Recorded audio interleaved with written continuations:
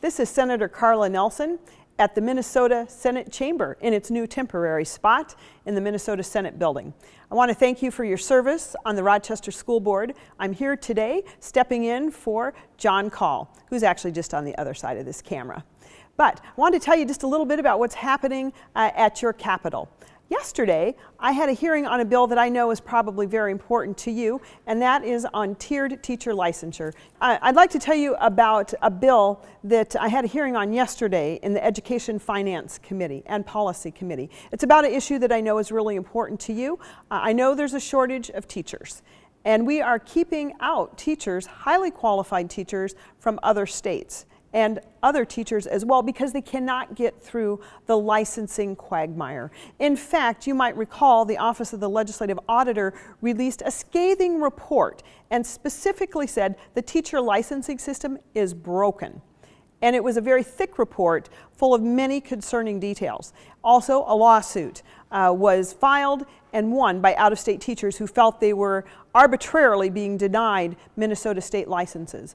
We all know that the quality of the teacher is the #1 in-school variable when it comes to student achievement. So we want to make sure that we have those high-quality teachers. On the other hand, we need to have very clear and defined requirements for our teacher licensure. The bill that I had in the Education Finance Committee yesterday did that. It requires the Board of Teaching to adopt rules substantially similar to the OLA's model tiered licensure template.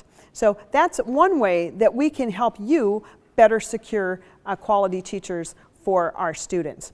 Secondly, another bill that will be coming, getting its first reading on Monday, calls for a study about how we finance our schools.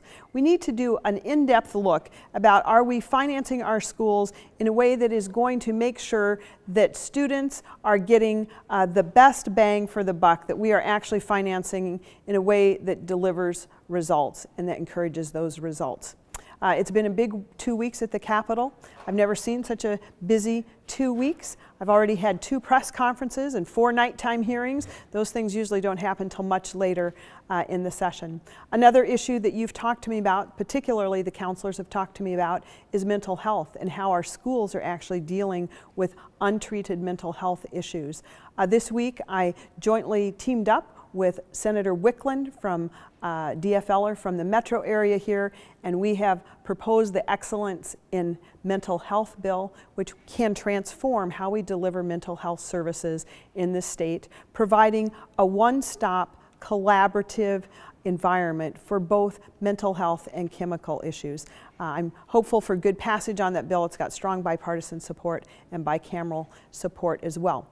Another bill that I also had a press conference on is the Early Learning Scholarships bill. We know if we want to close those achievement gaps, it needs to start in the early years. And this bill expands the high quality learning scholarships. Certainly a much more targeted approach than providing the universal pre-kindergarten for all students in Minnesota in the school districts. Although many parents choose to do that, and that works fine as well. We just need to provide that choice.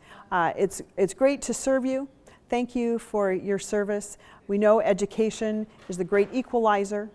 It's the moral issue of our day. It's the economic issue of our day, and it's the racial issue of our day. And I know that with your leadership and strong support from throughout the state, that we can close that achievement gap. It is appalling that Minnesota continues to scrape the bottom, be the bottom in having the largest achievement gap. We can no longer afford to do that. We have to quit admiring it. We need to take action. Things that we've talked about today, whether it be the mental health, Excellence in Mental Health bill, or making sure all students start off being able to be successful in school. Those are the kind of things, the early literacy initiatives we have, those are the kind of things that can close that achievement gap. It's a pleasure to serve you. As always, contact me with your comments, questions, and suggestions. You can reach me at sen.carla.nelson@senate.mn. Thank you.